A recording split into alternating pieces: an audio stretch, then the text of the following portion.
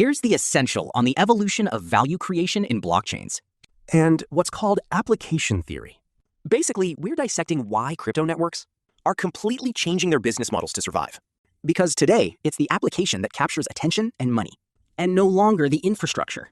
Firstly, we're seeing a real power shift on the tokenomics side. That is, the internal economy of tokens.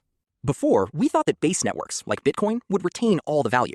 But now, it's the opposite. It's applications, like decentralized exchanges, that generate real engagement.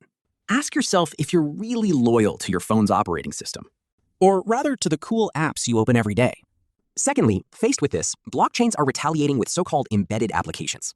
To avoid becoming mere inizable pipes, creators are directly integrating services into the network's core code. But how do we ensure that the money stays in the machine, you might ask? well, the fees generated are automatically redirected to pay validators. Or to destroy tokens and create scarcity. Ultimately, all of this completely changes how we evaluate these networks. Forget about simple technical speed. What's the point of having a super fast highway if no one stops at the toll booth, right? The important thing now is to measure whether the blockchain can retain and monetize the activity of its own native applications. Ultimately, the financial survival of a blockchain no longer depends on its simple technology, but on its ability to integrate and charge for its own services.